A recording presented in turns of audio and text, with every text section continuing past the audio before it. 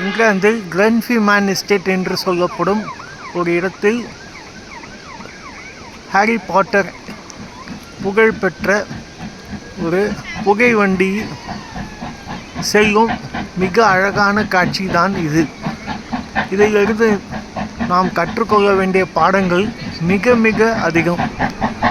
என்னவென்றால், இவ்வளவு அழகான ஒரு சூழ்நிலையை, ஒரு பழைய காலத்து புகை வண்டி செல்லும் பாதை, மிக மிக அழகான ஒரு ரம்மியமான சூழ்நிலை. இதை ஹாரி பாட்டர் சினிமாவில் 7 பாகங்களிலும் இடைப்பட்டு